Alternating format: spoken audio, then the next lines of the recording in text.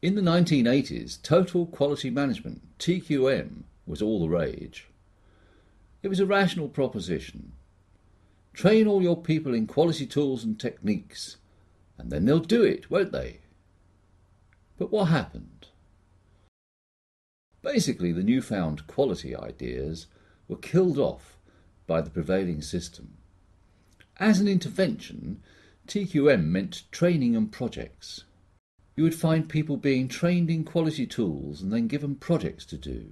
They'd do quality at 4 o'clock on Tuesdays. Quality was treated as extra work. There was no sense that quality thinking would lead us to do work differently.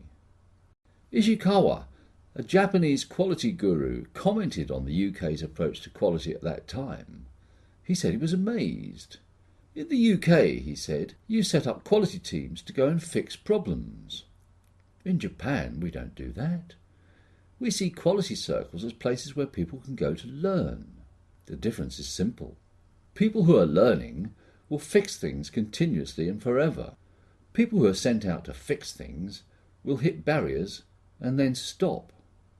TQM training usually included how to do a cost of quality analysis, methods for process mapping, problem-solving techniques, various tools like fishbone diagrams, and some training in how to lead an improvement team.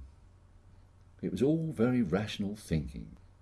But these first stabs at quality did hit immediate barriers. For example, all work was designed functionally. Each function had its own targets and budgets. The basic idea of managing a process was anathema to the prevailing system. And being project work, quality initiatives were not allowed to interfere with the status quo.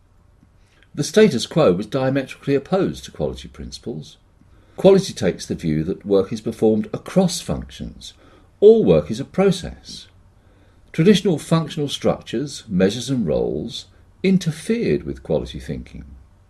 For TQM to have been effective, traditional functions, traditional roles and traditional measures would have had to disappear so that work could be managed as a process. To try harder with faltering TQM initiatives, organisations set up implementation structures, typically a quality steering committee, which looked at the results of the cost of quality audit and spawned corrective action teams to go out and fix the problems and make reports of their progress. The argument was that this parallel structure would operate like a scaffolding, supporting the organisation as it changed the way it worked. In practice, the scaffolding was never strong enough to hold the quality ideas against the traditional culture. The latter always won through because its foundations were deep and psychological. In TQM interventions, managers would treat quality as something for the workers to do while they, the managers, carried on with business as usual. It was a fundamental mistake. Quality thinking taught us what's wrong with business as usual. But managers didn't believe that this means me too. Management was, and is, in fact, the problem. And so too today. Instead of TQM, we have Lean and Six Sigma. And all that's changed is the size of the toolbox. We have all of the same intervention thinking as we had with TQM. If anything, the scaffolding has been strengthened, with a harder focus on reporting up the hierarchy, which only serves to drive in organisational diseases faster. Managers have spent years working to conventional assumptions. Conventional thinking won't be thrown off through the temporary influence of new ideas, especially if they're challenging. So just as they did in the 80s, managers wait for the current Lean or Six Sigma fad to pass. These managers know that despite all the rhetoric, they will focus first on making their numbers, unaware or unprepared to challenge the prevailing view that this behaviour is healthy for the organisation. Lean and Six Sigma are the modern-day TQMs, and they fail for the same reason.